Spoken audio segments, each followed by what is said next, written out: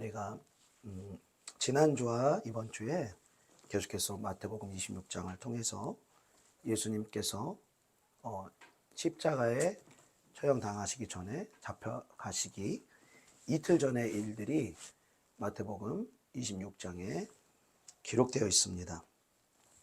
예수님께서 배신을 당하시고 팔리기 그 전과 그 후의 과정들이 상세하게 기록되어 있는 것이 마태복음 26장이죠.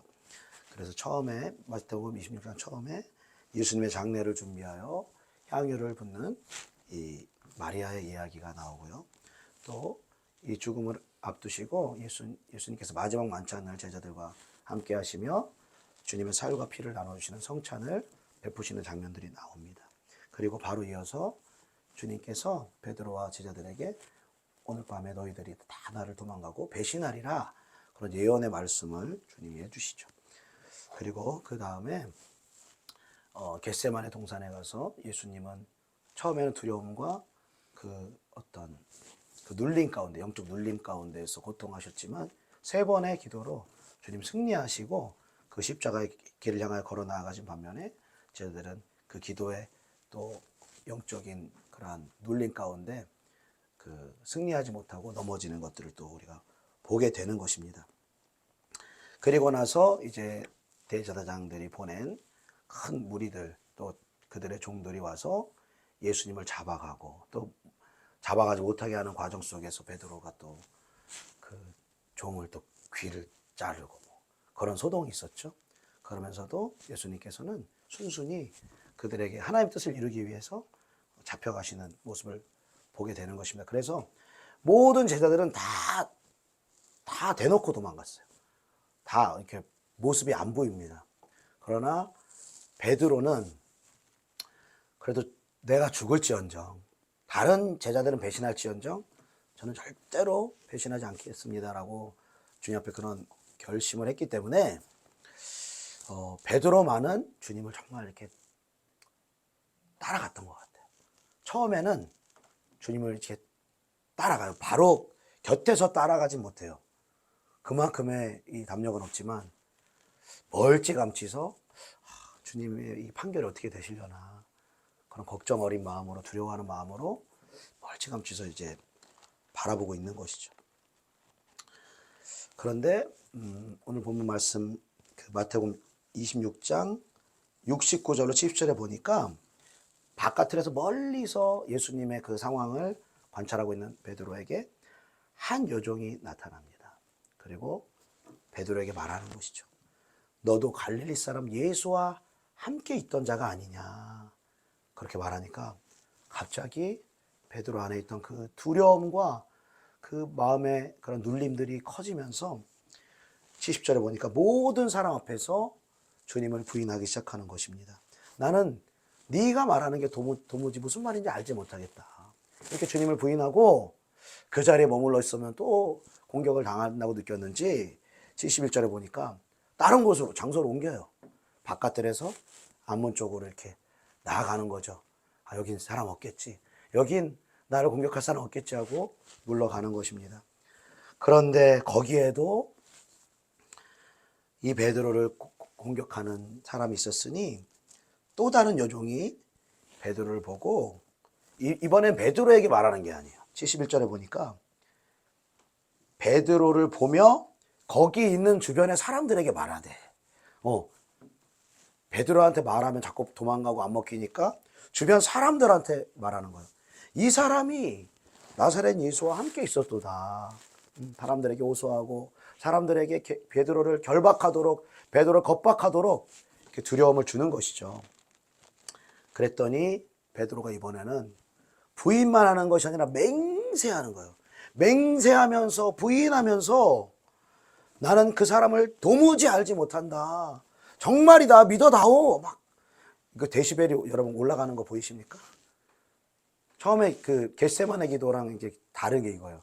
예수님의 데시벨은 막 이렇게 시작하다가 점점 기도를 하면서 데시벨이 낮아지고 두려움이 없어지고 침착해지고 평온해지는 마음으로 하는데 이 베드로의 이 두려움의 강도, 이 두려움이 커지면 커질수록 목소리가 커지고 막 떨기 시작하고 흥분하기 시작하고 그 두려움에 있는 마음들을 표출하며 맹세하면서 주님을 부인하기 시작하는 것이다. 그 수많은 무리들 앞에서 주님을 부인하는 것이죠. 그리고 베드로가 이렇게 맹세하고 부인하고 목소리가 커질수록 주변에 있는 어둠에 속한 것들도 더더욱 길이길이 날뛰며 사람들은 더 그 베드로를 몰아붙이고 더 겁박하고 더 뭔가 정말 예수님과 함께 있던 자도 같이 예수님과 함께 사형 집행을 당해야 될 거라는 그런 두려움을 이 베드로에게 주는 것이죠. 그랬더니 73절에 보니까 잠시 후에는 한 사람이 아니고 곁에 있던 수많은 사람들이 나와서 베드로에게 한꺼번에 얘기하는 거예요. 너도 진실로 그 도당이다. 말소리가 너를 표명한다. 어떤 말소리였을까요? 어떤 말소리를 가지고 예수님과 함께하는 사람이라고 했을까요? 마귀의 역사는 논리라는 것 자체가 없어요. 그냥 이유를 만듭니다. 그냥 거짓말을 해서 죄가 없는 사람도 죄를 뒤집어 씌우고 죽을 일이 없는 예수님도 또 제자들도 이렇게 죽도록 만드는 것이 어둠의 역사인 것이죠. 자, 베드로가 너무너무 이제 궁지에 몰렸어요. 너무너무 두려운 마음이 큰 거예요. 내가 이러다가 죽는 거 아니야? 내가 이러다 내 인생 끝장나는 거 아니야? 예수를 인정했다가는 내 삶이 없어지는 거 아니야? 이런 두려움 가운데 사로잡힘으로 처음에는 막 예수님 따르겠습니다. 절대로 버리지 않겠습니다. 이런 마음이 처음엔 있었지만 한 사람이 협박하고 두 사람이 겁박하고 여러 사람들이 와서 베드로를 이렇게 확 할 때 여러분 사람의 말이라는 게 어떤 어둠의 영을 가지고 얘기하지 않으면요 사람이 어떤 조언을 하더라도 좋은 얘기를 하더라도 좋게 그 말들이 들어갑니다. 근데 내가 어떤 어둠의 영을 가지고 옳은 얘기를 했다. 막 분노가 치밀어 오르는 상황에서 밉고 막 짜증나는 그런 상황에서 좋은 얘기를 한다. 그러면은 좋은 말이 들어가는 게 아니라 그 말을 타고 어둠의 영들이 역사를 하는 거예요. 그러니까 이 여종 또 다른 사람들 수많은 사람들이 이야기할 때 그냥 뭐 성령을 가지고 뭐 평온한 마음을 가지고 얘기한 게 아니라 막 베드로를 판단하며 정죄하며 그 속에 예수님을 죽이려고 하는 똑같은 그 어둠의 영들이 그 무리 가운데 역사하기 시작하니까 베드로가 궁지에 몰리고 두려워하게 되자 이제는 맹세하며 부인하는 것을 넘어서 예수님을 저주하기 시작하는 것입니다. 저주하고 맹세하고 어떻게 저주했는지 모르겠어요. 그러나 막 난 그딴 사람 모른다. 나는 그런 작자 막 이런 막 심한 말도 해가며 막 절대로 아니다. 막 부인하며 이제는 막 주님을 따른다. 뭐 주님 뭐 버리지 않겠다. 이런 마음은 온데간데 다 없어졌어요. 이미 없어졌어요. 이제는 오직 자기밖에 남지가 않은 거예요. 내가 죽느냐 사느냐, 내가 이익이 있느냐 없느냐, 오직 나의 잘됨과 또 안됨, 또 죽고 사는 문제에 이렇게 몰두하게 된 것이죠. 여러분, 어둠의 영의 역사를 하면 마귀 일을 생각하게 한다고 생각하는데 보편적으로 그렇지가 않습니다. 그 베드로가 예수님께 큰 칭찬과 큰 꾸지람을 이제 거의 동시에 받은 사건이 있는데 그것은 예수님께서 이제 죽으실 날이 다가오면서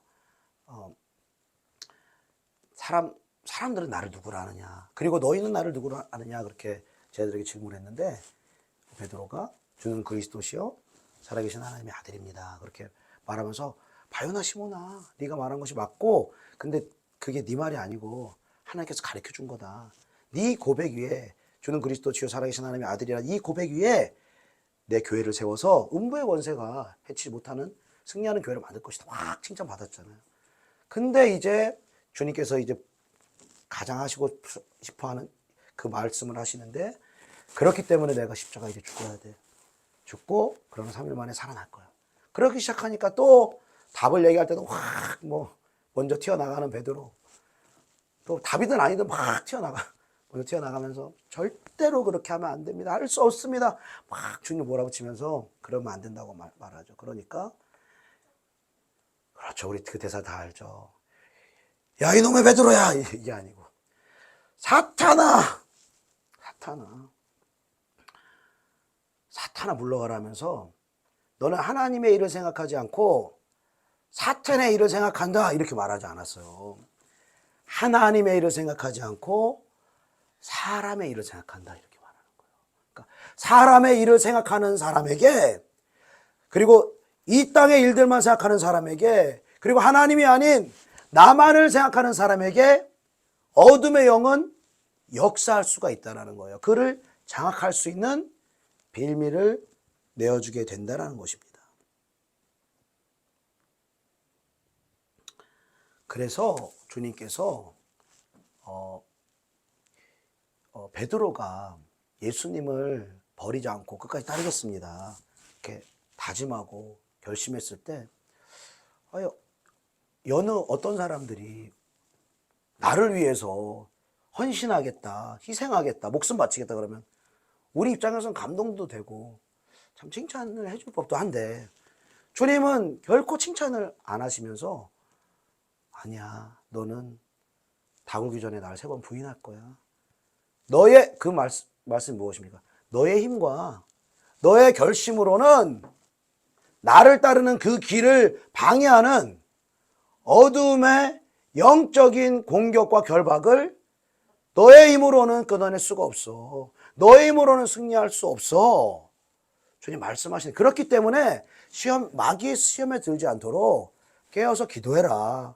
육신이, 마음은 원하지만, 마음은 주를 따르고, 마음은 말씀을 보고, 마음은 다 주님의 길로 걸어가길 나아가지만, 원하지만, 네 육신이 어둠에 잡혀서 연약하기 때문에 그것을 이기는 길은 기도를 통해서 성령의 충만함을 받는 길밖에 없다.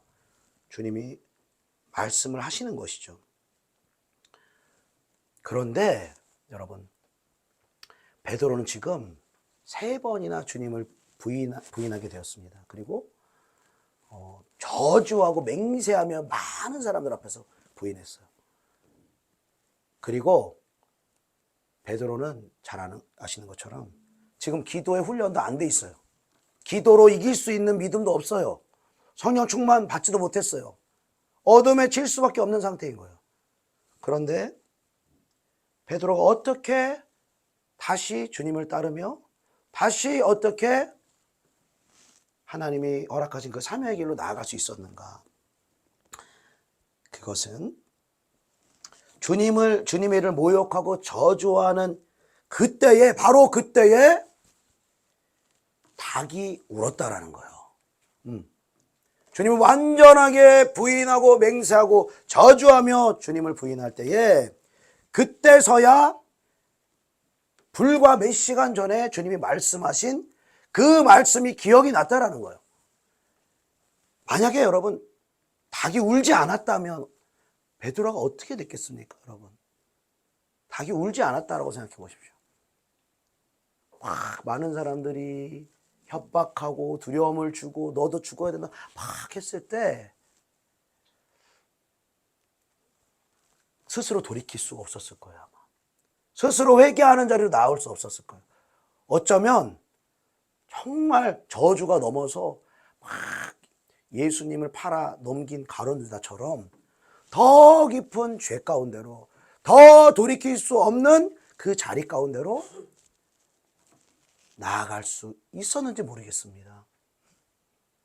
닭이 울지 않았다면 말이죠. 그러나 3번 부인했을 때 주님 말씀처럼 바로 그때 닭이 울었다는 거예요.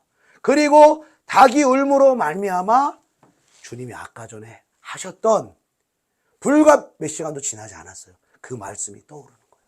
그리고 그때서야 후회하고 회개하는 마음을 가지고 그 사망의 권세가 붙들린 그 자리를 빠져나갈 수가 있었다는 것입니다. 저와 여러분의 삶에서도 우리는 정말 많이 넘어지죠. 그리고 주님 다시는 그러지 않겠습니다. 죄짓지 않겠습니다. 주님을 부인하지 않겠습니다 하면서도 또 넘어지고 또 부인하고 때로는 죄인 줄 알면서도 그냥 일부러 에라 모르겠다. 이번만 그냥 죄짓자. 그러면서 죄를 합리화해버리는 우리의 모습들이 참 많이 있는 것입니다. 그러나 그때마다 여러분 우리가 어떻게 주께 돌이키냐. 늘 기도해서 돌이키냐. 그렇지가 않은 것 같아요. 제 신앙의 여정만 봐도 그렇지가 않습니다. 기도라는 것은 어떤 신앙의 과정 가운데 결론인 거예요. 결론. 이곳으로 이끌어 가십니다. 하나님께서. 그러나 이곳으로 이끌어가는 그 과정 속에서 정말 수많은 우리의 죄악들이 있는 거예요. 수많은 범죄들이 있는 거예요. 그렇게 하면 안 되는 거 알면서도 허용하고 주님을 떠나는 수많은 삶이 있는 거예요. 그러나 그럼에도 불구하고 그 어느 때에 주님의 카이로스의 때에 하나님께서 우리 각자에게 허락하시는 닭 우는 그 울음소리를 들려주신다라는 것입니다. 환경을 통해서 사람들을 통하여서 우리의 크나큰 어떤 삶의 고통을 통하여서 우리에게 말씀하시기 시작하는 거예요. 우리 안에 경책하시고 경고하시기 시작하는 거예요. 아, 이대로 살면 안 되겠구나. 이렇게 내가 죄에 넘어져 있으면 안 되겠구나. 이렇게 내가 신앙생활 안 하고 있으면 안 되겠구나. 교회로 나가야겠구나. 하나님의 사람을 찾아가야겠구나. 영적인 것들을 회복해야겠구나. 우리도 모르게 우리의 마음에 돌이키는 마음, 회개하는 마음, 주님을 붙잡을 수 있는 그런 은혜를 주께서 허락해 주시는 줄로 믿습니다. 그 은혜가 있었기 때문에 우리가 은혜의 자리로 나아갈 수가 있는 거예요. 내가 기도 많이 해서, 내가 말씀 잘 읽어서, 내가 순종해서가 아니라 우리는 그것과 아예 상관없이 사는 거예요. 거룩과 상관없고 주님이 원하시는 것 상관없는 수많은 시간들을 보냈지만 끝없이 넘어지는 우리를 향해서 우리를 내팽개치지 않으시고 우리를 버리지 않으시고 그분의 영원한 사랑으로 말미암아 당신의 아들의 그 십자가의 사랑 안에서 우리를 영원히 사랑하시기로 결정하신 그 신실하신 주님의 사랑으로 말미암아 우리에게 그 은혜의 닭 우는 소리를 우리에게 허락해 주신 줄로 믿습니다. 베드로는 그 닭 우는 소리 때문에 하나님의 붙들으심과 개입하심 때문에 주께로 다시 나아갈 수가 있었던 것입니다. 자, 그러면 가룟 유다의 베드로도 주님을 배신했고 가룟 유다도 주님을 배신했습니다. 여러분, 유다가 주님을 팔았던 이유가 무엇일까요?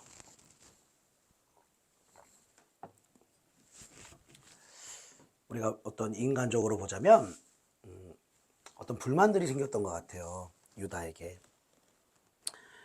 뭔가 이스라엘의 정치적인 메시아로 이스라엘 왕으로 등극할 줄 알았는데 그리고 왕으로 등극하면 본인이 좀 한 자리 차지하고 높은 자리로 갈 것 같았는데 주님이 걸어가시는 방향이나 말씀을 들어보니까 자꾸 죽는다고 하시고 자꾸 관심도 없는 영원한 영생 얘기 자꾸 하시고 그러니까 뭔가 처음에 유다가 주님을 따랐던 그 목적과 좀 달라진다는 걸 느꼈을 것 같아요. 그리고 이제 예수님 팔면서 은 30을 받았지 않습니까? 그리고 이 유다가 돈꾀를 맡는 사람, 즉 12제자 중에 재정을 담당하는 사람인 거예요. 그러니까 머리에 계산이 빨라요. 계산이 빠르고 12사람 중에서 아마 제일 이성적이고 제일 아마 똑똑했던 사람일 것 같아요. 그러니까 막 마리아가 막 300데나리온에 예수님 장례 준비한다고 막 깨트리니까 벌써 계산하잖아요. 와, 그거 하루 한 데나리온이 하루품 싹인데 저 수백만 원어치에 저 향료를 가난한 사람 팔아서 도와주면 얼마나 좋냐. 속으로는 가난한 사람 도와줄 마음이 아니라 그 돈께에 있는 돈을 훔쳐가려고 한다 라고 이제 복음서 기록을 해놨거든요. 실제 속에 어두운 마음은 숨겨놓고 겉으로는 나 이거 다른 사람 도와주지 왜 그거 생각 못하냐, 자기 의를 드러내는 것이죠. 돈 벌라고 그러면 예수님 팔았나? 뭐 어떤 예수님을 생각하는 그런 기대감이 어떤 기대에 미치지 못했거나 또 뭔가 자기 생각과 뜻에 주님이 안 맞자 이제 돈을 벌려고 팔았다. 우리가 이렇게도 볼 수 있지만 유다가 주님을 판 결정적인 이유는 요한복음 13장에 보니까 이렇게 그 결정적 이유를 말합니다. 마귀가 벌써 시몬의 아들 가룟 유다의 마음에 예수를 팔려는 생각을 넣었더라. 마귀가 예수를 팔려는 생각을 넣은 것입니다. 우리는 다 내 생각이, 내가 생각되어지는 생각이 다 내 생각으로 생각할 때가 참 많아요. 내 속에서, 마음 속에서 요동하는 그 감정들이 다 내 감정이라고 생각할 때가 많아요. 그러나 우리가 영적인 세계를 알아가고 기도를 해나가며 영적인 것들을 분별하면 너무나 많은 부분들, 특별히 이 생각 가운데 역사하여서 그 생각을 쉬지 못하게 하고 하나님께로 나아가지 못하게 하는 그 생각들을 어둠의 영들이 뿌린 것이라는 것을 우리가 영적인 경험으로 분별하여 알아갈 수 있는 것입니다. 그리고 이 마음의 고통과 눌림과 근심도 여러분, 우리 인간적으로 그냥 조금 어렵다 힘들다 그래가지고 사람이 죽을 만큼 고통스러울 수가 없습니다. 결코 그렇게 없습니다. 사단 마귀가 우리 속에서 역사여서 고통스럽게 하고 우울하게 하고 막 힘든 마음을 부추기면 죽을 만큼 고통스러운 거예요. 죽을 만큼, 죽음을 택할 만큼 고통스럽게 되는 것입니다. 네. 이 유다도 마찬가지로 생각을, 예수님 팔 생각을 마귀가 넣었다는 거예요. 그리고 마귀가 생각 속에 역사하고 계속 그 생각을 따라서 가다 보면 그 생각이 마음에 심겨지고 마음에 깊이 뿌리를 그 생각이 내리게 되어지면 마치 사단 마귀와 인간이 하나가 되는 것처럼 행동한다는 거예요. 그래서 이 유다를 보고 12제자 중에 하나는 악인이라 이렇게 주님이 이런 표현까지 하시는 거예요. 워낙 이 사단 마귀랑 밀착이 되고 하나가 되어 한 인격처럼 되다 보니까 그냥 마귀가 계속 일으키는 건데 이건 내 생각이다. 마귀가 속에서 계속 죄를 지으라고 하고 예수님 팔라고 하는데 예수님 팔아 마땅해. 예수님 나 계속 따를 필요 없어. 계속 속에서 속이는 것이죠. 그리고 심지어 예수님이 다 가르쳐 주세요. 너희 중에 하나가 나를 팔 거야. 나와 함께 이 떡을 적시는 사람이 나를 팔 거야. 그러니까 제자들이 막 근심하잖아요. 다. 그러면서 나는 아니죠. 나는 아니죠. 막 이렇게 하잖아요. 다른 사람은 나는 아니죠 할 수 있죠. 근데 이제 유다한테 그 빵을 적셔가지고 주니까 자기인 거 알잖아요. 이미 알잖아요. 근데 그 입에서 튀어나오는 말. 나는 아니죠.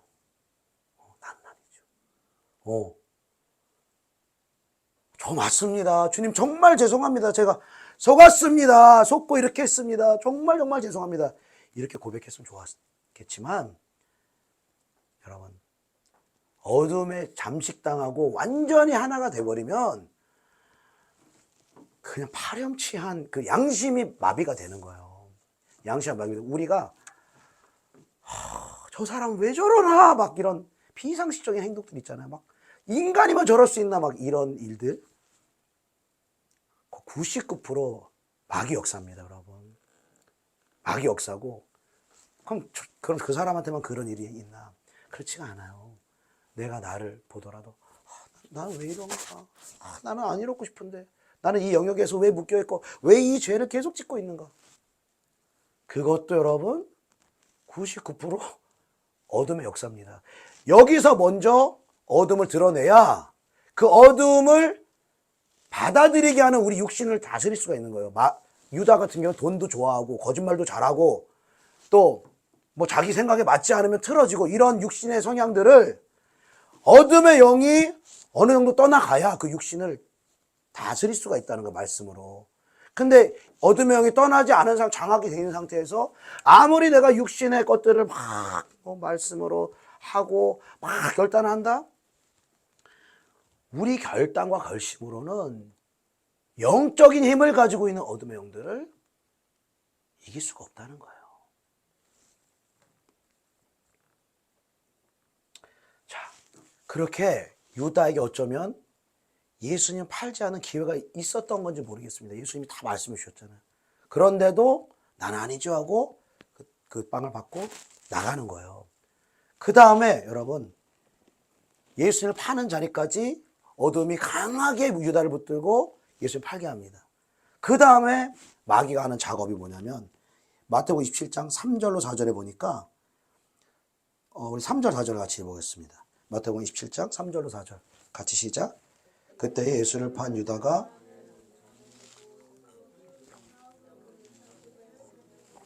장로들에게 도로 갖다 주며 이르되 내가 무죄한 피를 팔고 죄를 범하였도다 하니 그들이 이르되 그것이 우리에게 무슨 상관이냐 내가 당하라 하거늘. 아멘. 자, 예수님을 유다가 이제 팔았습니다. 팔고 그 재판하는 과정을 보니까 예수님이 이제 사형에 해당한다. 십자가 못 박혀 죽게 되었다는 그 판결을 보게 됐어요. 그러니까 그 속에 얼마나 큰 후회가 드는지, 얼마나 큰 죄책감이 드는지 견딜 수가 없는 거예요.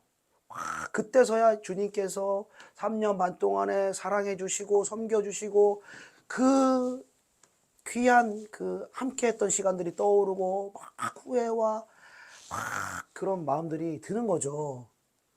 근데 그 마음을 가지고 완전히 이 어둠에서 벗어났다면 아마 다른 곳을 찾아갔을 것입니다. 그러나 유다가 찾아간 곳이 어디냐? 유다에게 예수를 넘겨 팔려고 말한 대제사장과 장로들에게 가는 거예요. 어둠을 뿌려준 어둠에게로 찾아가는 것입니다. 그러니까 돈을 주면서 무죄한 피를 흘렸다, 정말 후회가 된다, 돌이키고 싶다 그러지만 그들이 하는 말 무엇입니까? 우리가 뭔 상관이냐? 네가 판 거랑 뭔 상관이냐? 네가 그렇게 후회하고 죄책감 느끼고 그거 우리랑 상관없어.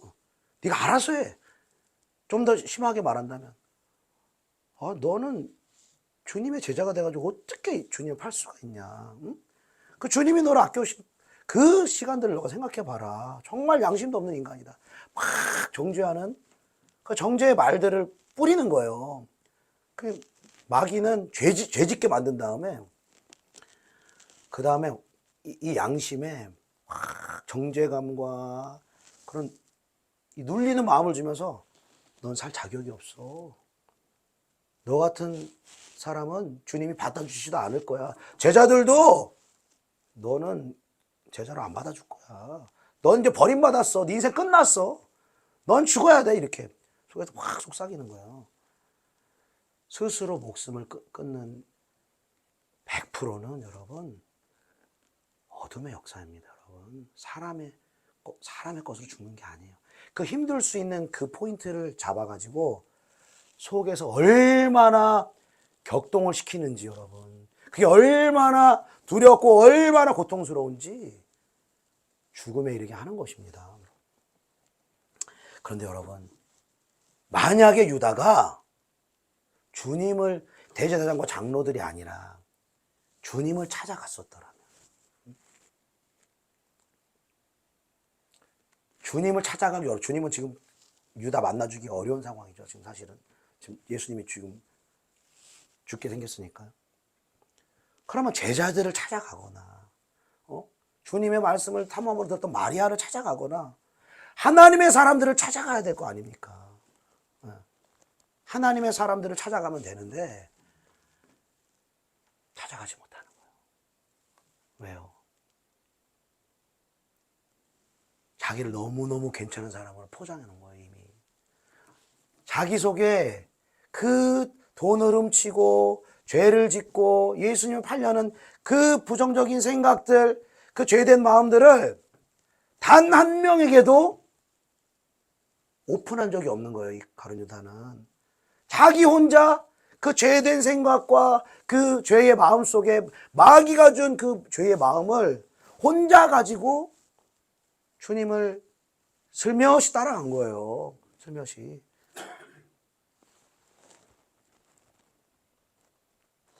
여러분, 사단 마귀는 이렇게 혼자 있는 사람을 잠식하기 시작합니다.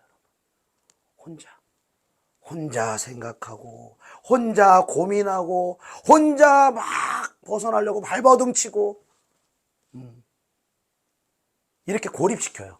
나 이거 말하면 매장당하겠지.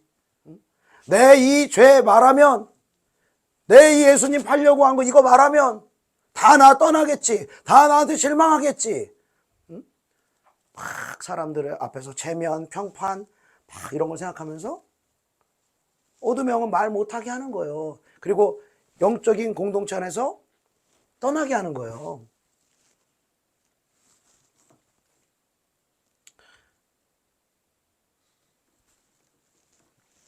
여러분, 그런데 유다같이 우리의 마음을 표현하지 못하는, 우리의 마음에 긍정적인 것은 표현하더라도 부정적이고 나에게 수치가 되고 죄가 되고 말하면 뭔가 판단받을 거고 뭔가 수치를 당할 것 같은 그런 영역들, 그리스도인들 가운데 말하지 못하는 사람들이 너무너무 많은 거예요. 너무너무 많은 거예요. 또 저와 여러분 가운데도 말하지 못하는 부분들이 분명히 있을 수 있다는 거예요. 그러나 우리가 우리 속에 있는 것들을 오픈할 때, 우리의 수치와 우리의 죄를 누군가의 빛 가운데 오픈하기 시작할 때 어두움의 그러한 권세와 결박들은 끊어져 나아가는 줄로 믿습니다. 네, 드러낼 때. 근데 드러내는 사람보다 더 중요한 게 있어요. 그럼 우리가 생각할 때, 아니 유다가 좀 오픈하지, 좀 다른 제자들한테 미리미리 좀 이런 죄가 있었어, 막 예수님 팔려는 생각이 자꾸 들어, 막 한 번도 그런 얘기 못 한 거예요. 근데 유다가 잘못이다 이런 결론을 우리가 내리는 것이 아니라, 죄를 지은 사람은요, 그리고 나만 알고 있는 죄와 수치를 가지고 있는 사람은 정말 그거 쉽게 오픈하기 어렵습니다. 어려워요. 왜? 오픈한 것 자체도 어려운데 오픈했다가 어떡하냐는 거예요.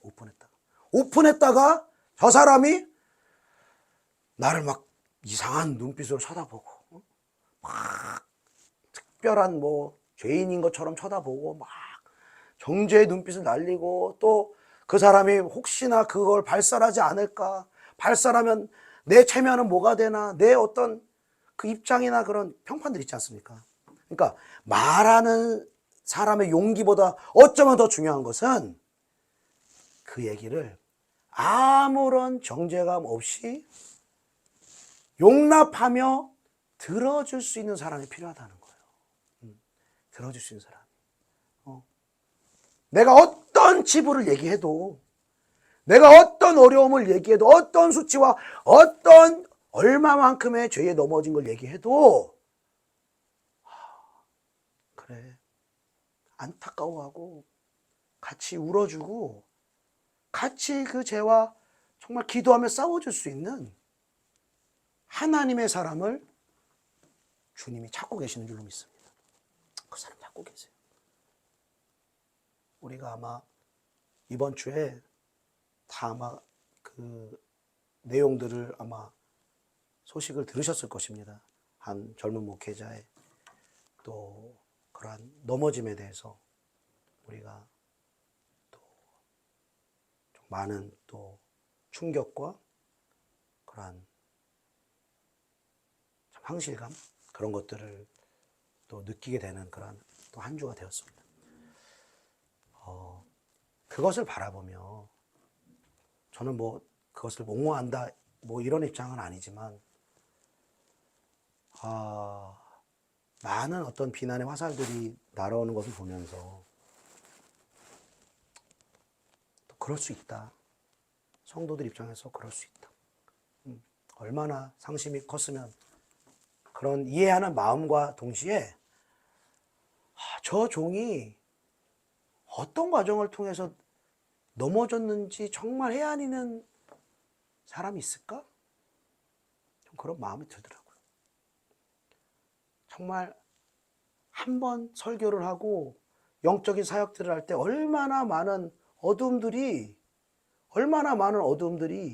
몰려오는가에 대해서 영적으로 정말로 이해하고 있는 사람이 있을까?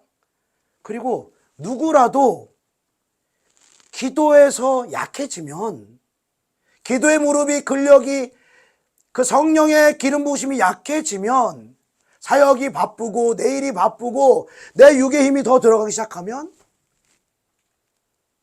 그 어느 누구도 육으로는 어둠의 영을 이길 수 없다는 거예요, 여러분. 그거는 어떤 특별한 목회자가 넘어지는 것뿐만 아니라 우리 개인의 삶에도 마찬가지인 거예요. 영적으로 내가 힘이 있어요. 기도로 돌파해요. 어떤 하나님의 은혜가 임해요. 그러면 넘어가기도 하고, 그러면 죄를 이겨내기도, 그러면 경건으로 나아가기도 하고 하지만 내가 머리로 알면서도 그냥 끌려가는 거예요. 이렇게 어둠이 강하게 역사하고 내가 기도의 근력이 약해지면, 기름 부음이 없어지면 그냥 끌려가는 거예요. 그리고 완전히 생각이 잠식당하고 마음이 잠식당할 때까지 가면 한참을 그렇게 방황하는 거예요. 그래서 여러분, 믿음의 공동체가 너무너무 중요한 것입니다.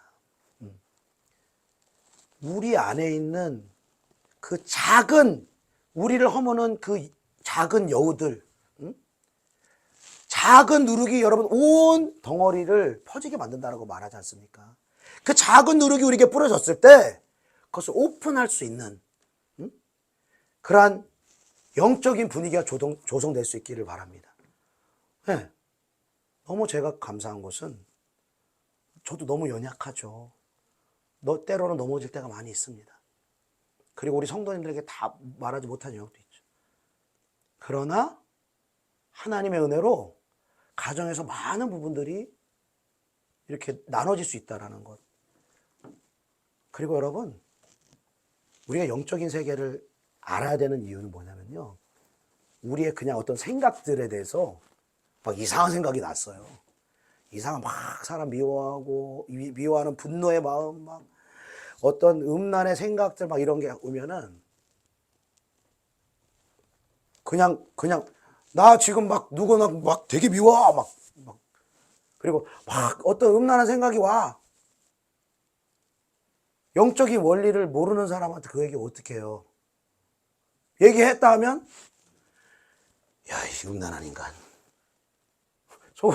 겉으로는 표현하더 막 누구 비하면 에이 그 저렇게 사랑도 없는 인간 이렇게 표현한다. 근데 영적인 우리가 경험을 하고 분별하고 어둠의 영들이 어떻게 역사하는지 알게 되어지면 딱 음란의 생각들 딱 오자마자 아 지금 뭔가 음란한 지금 이게 온다.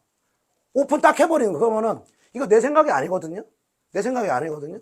지금 어둠의 영이 뿌렸어요. 뿌리면 즉각적으로 아 이거 온다. 그럼 아무런 정죄도 없이 오냐? 그럼 말하면 일단 끝나. 일단은 절반 끝나는 거예요. 빛 가운데 드러내면. 근데 이걸 말을 그때 못해. 말을 그때 못하고 계속 어둠이 주는 생각들을 받아들이고 어둠이 주는 마음을 받아들이고 실제로 죄를 짓고 계속 지으면 그럴수록 말하기가 어려워지는 거예요. 그렇기 때문에 우리가 영적인 이 영성훈련을 우리가 받으면서 영적인 이 영적 전쟁의 원리를 우리가 알지 못하면 우리 서로 이렇게 투명하게 오픈을 할 수가 없습니다. 오해밖에 안 해요. 아유 저렇게 사랑 없는 인간, 저렇게 음란한 인간, 저렇게.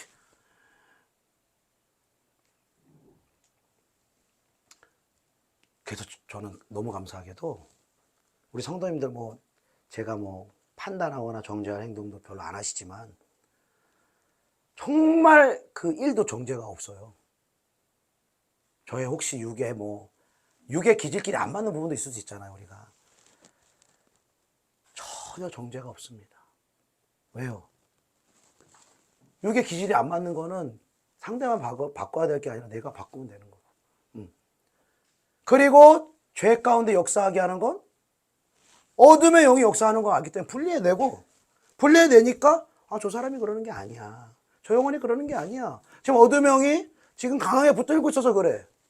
드러내줄 사람한테 드러내주고, 드러내면 아직 시험 가운데 있을 사람에게는 드러내지 않고 그냥 들어주고. 분별함으로 나아갈 수 있는 것입니다. 사랑하는 여러분, 주님은요, 우리에게 무엇을 가장 먼저 순종하길 원하시는가? 우리는 막 대단한 말씀을 지키고 기도를 하고 막 하나님 앞에서 이렇게 하기를 원한다고 생각하는데, 주님의 계명이 한 가지 계명을 우리에게 주신 계명이 세 계명을 주노니 서로 사랑하라. 내가 너희를 사랑한 것 같이 너희도 서로 사랑하라. 이 계명을 지키라는 거예요. 이 계명을. 근데 서로 사랑하라. 그러면 서로 어떻게 사랑하나? 절대로 영적으로 같은 위치에서는 사랑 못합니다. 서로. 먼저 훈련되어지고 먼저 많이 넘어져 본 사람, 나 어떻게 살아야 되는지도 알아요. 도덕적으로 말씀으로 어떻게 하는지 다 알아요. 근데 못 살고 또 넘어지고 또 넘어지고 또 넘어지고, 그럴 때마다 유다처럼 완전히 패망과 절망으로 가게 하시지 않고 우리에게 그 다구는 소리를 하나님 허락해 주셔서 돌이킬 수 있도록, 회개할 수 있도록 우리를 이끌어 주시는 거예요. 그러면서 여기서 승리가 시작되는 거예요. 죄를 안 져서가 아니라, 죄를 짓지만 주님의 보혈을 의지해서 회개함으로 나아갈 때 우리의 죄가 무효화 처리되는 거, 용서되어지는 거. 할렐루야. 이 많은 용서를 여러분 받으셔야 합니다. 그리고 또 넘어지는 일들이 있을 것입니다. 그걸 반복하면서 우리 안에 어떤 마음이 드느냐? 난 정말 어떤 사람도 판단할 자격이 없어.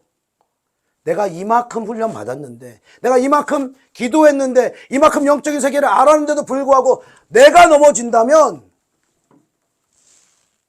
이 영적인 세계를 모르는 사람들은요, 말씀도 모르는 사람은요, 기도도 아예 안 하는 사람은요,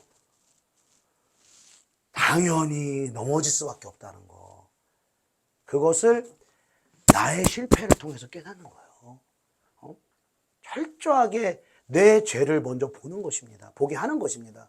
그리고 그 수많은 넘어짐과 일어섬의 반복 속에서 더 이상 내 앞에 서 있는 그 영혼에 대하여서 판단하는 마음에 대해서 자유케 되어지는 거예요. 자유케 되어지는 거예요. 그래서 어떤 사람이 나에게 오더라도 나에게 그의 깊은 속의 것을 얘기할 수 있고, 치부를 얘기할 수 있고, 그러한 상한 심령을 얘기할 수 있는, 누가 와도 무장해제가 될 수 있는 그 용납의 사람, 용서의 사람이 되기를 주님이 원하시는 것입니다. 그게 정말 순종인 거예요.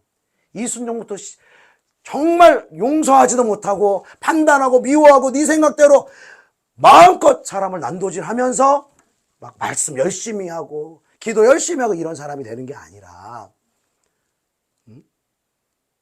네 힘으로는 말씀도 못 읽어, 네 힘으로는 기도도 못해, 네 힘으로는 사명 감당도 못해. 오직 성령의 기름 부음과 하나님의 은혜로만 할 수 있어. 그 깊은 깨달음 속에서 나와 함께하고 있는 이 영혼들을 품어줄 수 있는, 그들의 연약함을 들어주고 그들의 죄를 받아줄 수 있는 그 용서의 사람으로 저와 여러분을 사용하시기를 원하시는 것입니다. 네.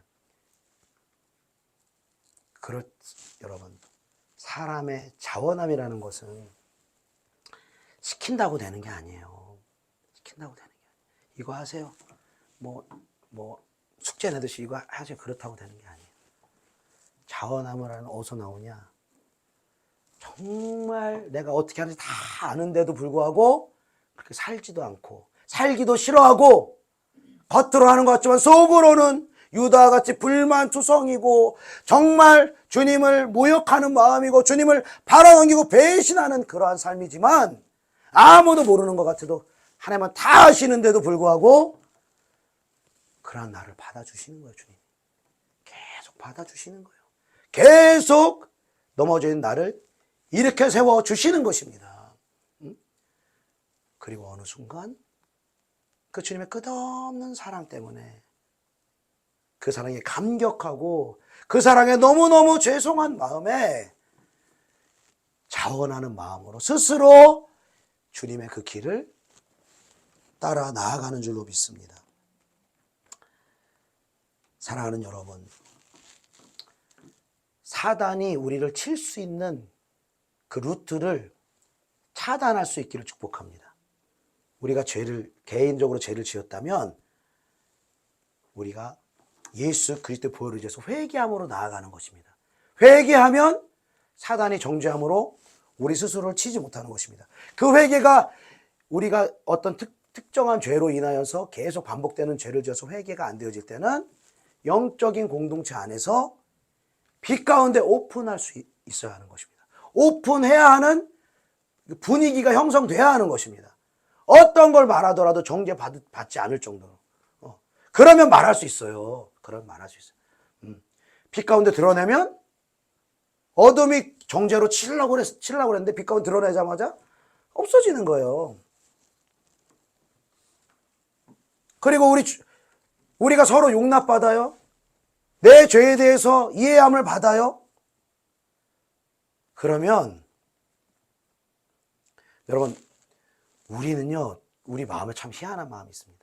내가 어떤 누군가를 막 비판을 하다가도요, 막 정죄를 하다가도요, 내가 안 되는 게 있거든요. 내가 넘어지고 나만의 고유하게 안 되는 영역도 있어요. 그러면은 그 영역에 대해서 막 누가 너 왜 안 되냐? 왜 못하냐? 너 왜 그거밖에 안 되냐? 이렇게 말해주기를 원하는 게 아니라 나는 그렇게 다른 사람들에게 막 손가락질하고 말하기를 원하면서도 나의 그 연약한 만큼은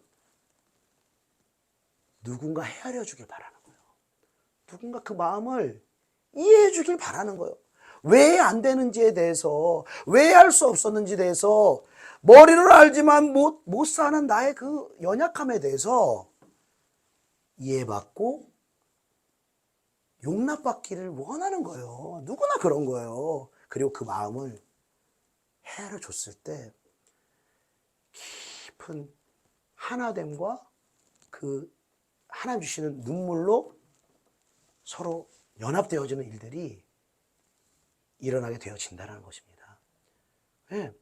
그런 영적인 관점에서 볼 때 어떤 누구도 판단할 수가 없어요. 왜? 이미 나도 넘어져 있거든요. 이미 나도 판단하게 하는, 정죄하게 하는 그 영에 또 한편 휩쓸려서 또 다른 죄를 짓고 있거든요.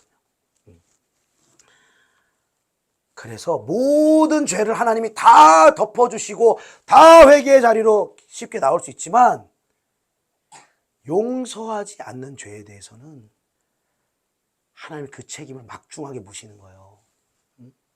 너희가 사람의 잘못을 용서하면 너희 하늘 아버지께서도 용서하시지만 너희가 사람의 잘못을 용서하지 아니하면 너희 아버지께서도 너희 잘못을 용서하지 아니하시리라. 왜? 나는 너의 죄를 용서하였는데 지금도 끊임없이 죄를 짓고 있는 너를 용서하고 있는데 긍휼히 여기고 있는데 왜 너는 나의 사랑과 나의 긍휼과 나의 용납함을 받고 있으면서도 너는 왜 다른 사람을 용서하지 않느냐? 왜 다른 사람들을 영적으로 묶여서 못하고 있는 영혼들을 긍휼히 여기는 마음이 없느냐? 주님이 탄식함으로 우리에게 말씀하시는 것입니다. 사랑은 모든 것을 덮어주는 것입니다. 그리고 내가 어떻게 희생할지를 생각하는 것입니다. 그 사람을 고치려고 발버둥 치는 것이 아니라 어떻게 하면 내가 십자가를 질 수 있을까? 어떻게 하면 그 영혼을 살릴 수 있는 섬김과 희생의 도구가 될 수 있을까? 사랑은 자기를 내어주게 하는 것입니다. 나를 희생하게 하는 것입니다. 내가 희생함으로 그 영혼을 살려내는 것입니다. 사랑하는 우리 주영광 성도 여러분,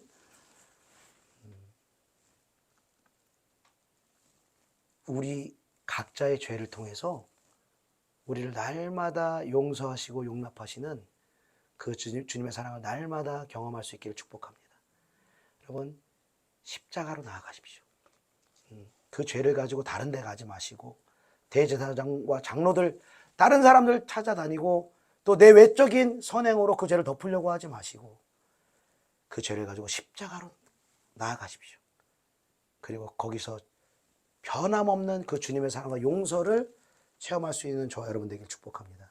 그리고 나를 지금도 여전히 사랑하시는 그 주님의 사랑과 용납함으로 말미암아 우리 주변에 수많은 영혼들의 죄와 어둠을 용납할 수 있는, 특별히 영적인 묶임으로 인하여서 결박당하여서 아예 영적인 이 영역으로 나아가지 못하고 있는, 기도도 못하고 있는, 말씀도 모르고 있는 저 영혼들을 주님 불쌍히 여겨 주시옵소서. 주님 저 영혼을 도와주시옵소서. 저 영혼의 구원을 위해서, 그 영적인 결박으로부터 자유케 되기 위해서 나를 사용하여 주시옵소서.